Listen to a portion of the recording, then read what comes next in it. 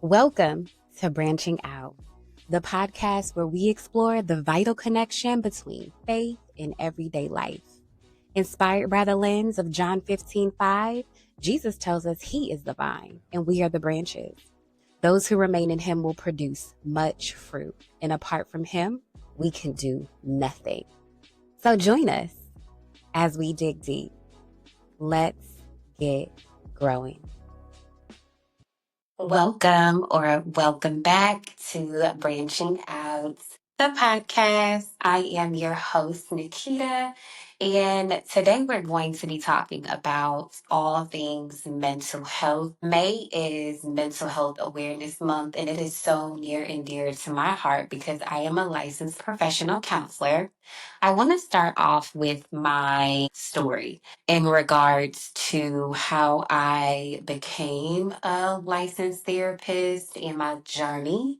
And then also some of the things that I have battled and some of the things that I have struggled with along my journey of being a therapist. Let's dive in. I graduated with my master's in clinical mental health counseling in 2016. I was then working for a corporate job, State Farm, and I was working my typical 9 to 5, and then I would see clients in the evenings, and that was like my day to day. So life happened. I was going through a divorce, and I quit, gave up. He was no longer a goal for me, or being a therapist was no longer a goal for me. I had actually filled out the application to become licensed in the state of Georgia, and I did the wrong application. And so that was another, I guess you would say, sign that caused me to give up. So I was going through a divorce, life was happening. I did the wrong application. So for me, it was like, this isn't meant to be. And I started chasing the corporate ladder. I was getting like $10,000 bonuses. I was just, in my mind, I felt like I was living life, right? Fast forwarding to, I would say let's just say 2018. I started to feel empty. I started to feel unfulfilled. I started to feel like State Farm wasn't where I was supposed to be. And for me, I ignored it. I ignored it. I was like, this is good money. I am still at this point, going through several life issues that just really had me down bad. And I knew that being a therapist was my calling, it was my purpose, it was something that I was supposed to be doing, but I continued to ignore it.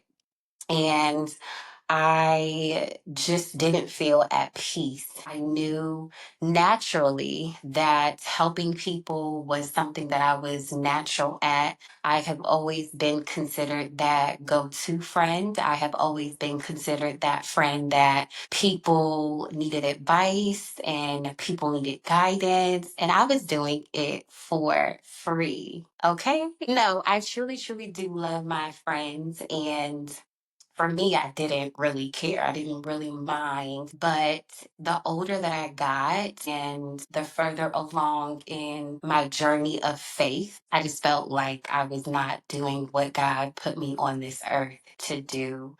I years took a break from the therapy field. I just didn't feel like I could pour into my clients and go through life. Like I was truly going through it, and I didn't feel like I could do both simultaneously. I initially took that time off and told myself that I was working on me. Well, then I got to a really good place mentally and emotionally. And it was time. It would be to the point where I would log in to my computer, or I would go into the office. I would pull up at the office and I would be sick to my stomach. I mean, like stomach aches. headaches. It was just really bad. And I really truly felt like it was a sign that God was like, wrap it up. Wrap it up because this is not where you're supposed to be. But I didn't feel like he was telling me now. I think that he was working things out. Well, I know he was working things out behind the scenes for me in order for it to be a smooth transition. And that it was when it was finally time for me to go. So a little bit about that piece, I would say maybe 2022, I was studying for my exam. You have to take an exam to become licensed. Which was an associate professional counselor, which is a pre-licensed therapist. And I took my exam, I passed it on the first try, and I started seeing clients. So I was still working at State Farm and seeing clients during the night and working my corporate job during the day. Well, fast forwarding to 2023, I got married and I ended up getting pregnant immediately after. And then God was like, now's the time. So I really jumped out in faith that God would cover me in this new journey for me to become a full time therapist. And it was hard. Taking that pay cut was truly, truly hard for me because I told y'all I was getting $10,000 bonuses every year. That was faith. That was all God who was like, I will equip you and I will take care of you and I will be here every step of the way. And I knew that He would. He has every single step since leaving State Farm. So I became licensed, fully licensed this year, actually, after completing my required hours of directed experience as well as supervision in order for me to become fully licensed. So I'm now fully licensed as of this year. And God has really been just showing His hand in every single thing. And I know that this is something that He continues to remind me of why He had me step away from corporate America. I became a therapist because I truly enjoy being a vessel for people. Know that, like I said earlier, it just has been so natural for me to pour into my friends, and I'm very solution focused, and so I'm always like, okay, what's the plan, what are we doing, how are we going to solve this? And so I show up for my clients in the same way. It's important that I show up as my best self. And I know that sometimes it's hard for me to do that because I have dealt with depression.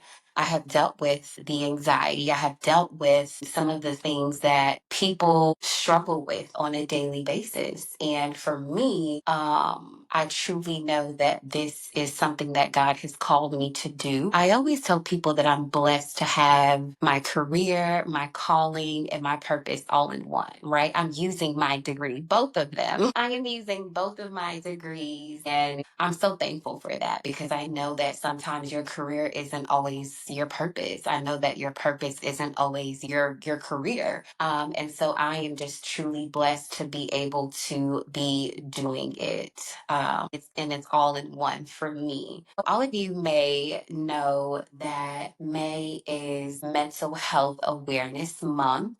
And sometimes there's a stigma, right, on mental health. And I've noticed a lot too in the Christian community because the Bible says be anxious for nothing. And it's been hard for me personally because I am a believer and I do believe in His word and Him saying, be anxious for nothing and all of the things. And I used to struggle with admitting that I had anxiety or that I suffered from depression because for me personally, it felt like I was not trusting God. And so it's like, how can I be anxious? How can I be worried about whatever it is? I can go from 0 to 100 real quick. It can be something as simple as I am studying for my exam and I'm getting ready to take my exam and I'm having my natural jitters and but then I have self-doubt like oh it's not gonna happen for me and I'm just anxious about,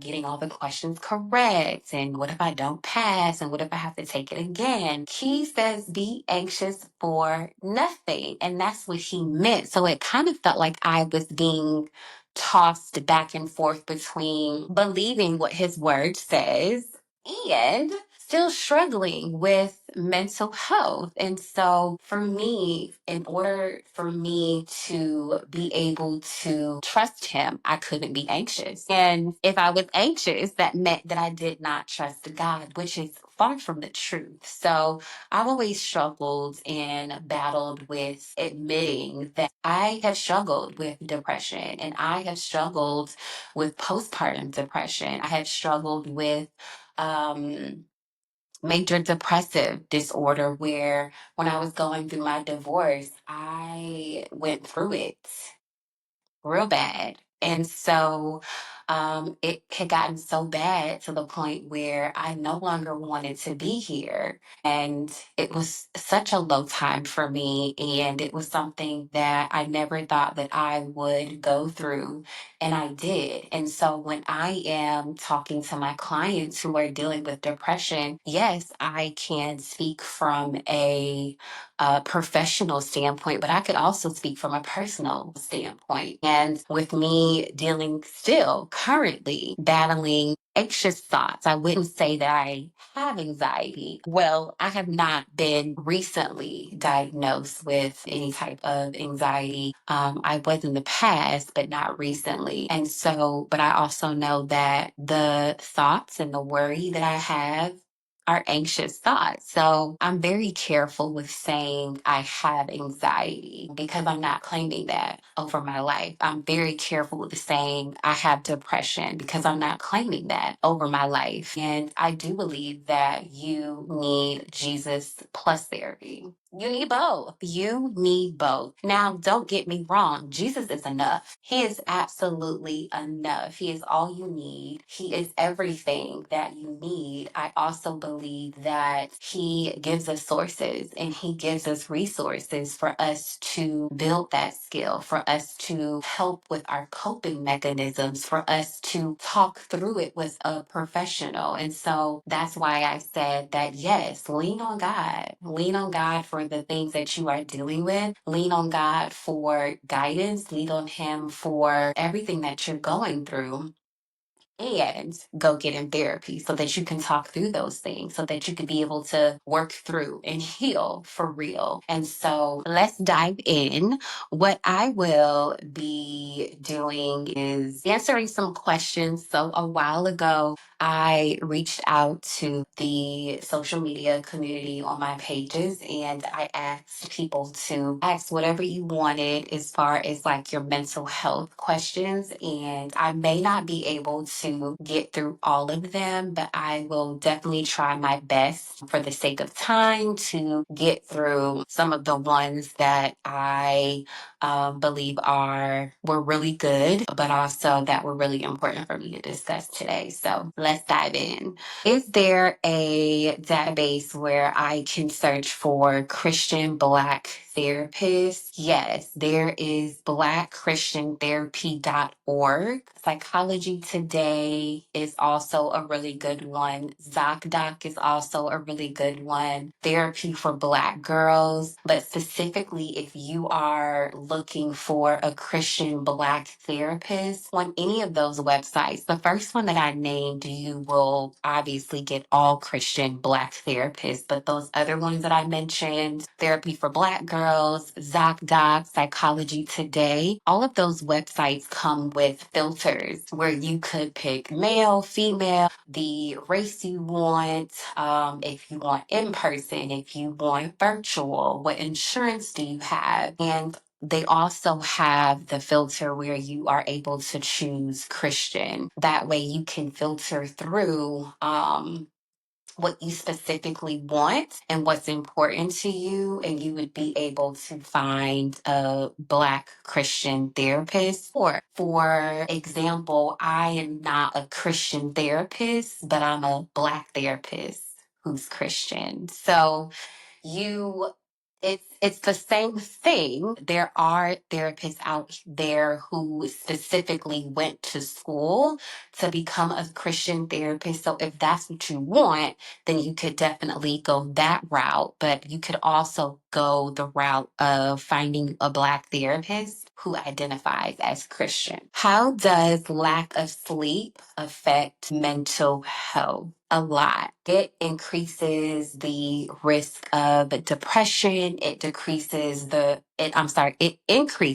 the risk of depression, anxiety. It affects your mood. It causes stress. So when you are not getting any sleep, those things heighten. You're having mood swings. You're not able to function. You're not able to concentrate. So go to bed. Go to bed. I know personally that I am battling staying up to spend time with my husband. I have a toddler, and so going to bed at a decent hour for me personally is just sometimes unheard of, especially with my toddler going to bed late. And then I struggle between the battle of, do I spend time with my husband? Do I spend time with myself? Do I go to bed because I have to get up to go to the gym? But I know that with me personally, lack of sleep, the next day I'm stressed. The next day I am dealing with anxiety because I have a long day of work and I'm not able to fully focus. So it absolutely affects your mental health and can absolutely lead to some of those diagnoses that I named. It could lead to depression. It increases your risk for depression as well as anxiety. So go to bed, get you some rest, get you some sleep. How do you deal with grief? My stepdad passed away and it has been rough here and there. First of all, I want to say that I'm so sorry that you have lost your stepdad. I know that grief is so crazy. It's definitely not linear. It's up some days. Some days you'll be laughing. Some days you'll be in a good mood. And then the very next day you'll be in shambles. And so what I will say is allow yourself to feel. There is no timeline on your healing journey. There is no timeline on when you need to hurry up and make it to the other side of things. So allow yourself to feel, allow yourself to feel whatever emotions, whether that's anger, whether that's frustration, whether that's sadness. Allow yourself to feel all of those emotions because they will come in waves and you will not know how to navigate them if you try to avoid them. So definitely allow yourself to feel whatever you need to feel whenever you need to feel it. I will say that it's important for you to seek professional help. Get you a therapist, get in therapy so that you could be able to navigate those emotions, so that you can be able to navigate those feelings and talk to someone, lean on someone who could provide you the tools that you need to be able to navigate that grief. I would also say get in to self care. Sometimes when we are navigating grief, we forget about ourselves. Even the simple, basic things, we forget about ourselves, and even the basic things such as hygiene. I have had clients who are grieving the loss of a parent or the loss of a spouse. Not that they passed away, but that they were going through divorce and they are having a hard time with basic things like hygiene, brushing their teeth, taking a shower. And so, whenever you feel ready, and I say that lightly because if we wait until we're ready, we'll probably never do it. But when you are in a space, I'm not talking, it just happened and now you're trying to jump out there and have a good time or spend time with friends. But we are not meant to do this life alone. So get into community and take care of yourself. That is extremely important. Have we become the new sandwich generation? How do you manage dealing with a parent who doesn't believe in supporting what you have going on, such as teaching your kids self care and about mental health? So, this is, I think, a three-part or two-part question. So, I will answer them in parts. So let me first explain what the sandwich generation is.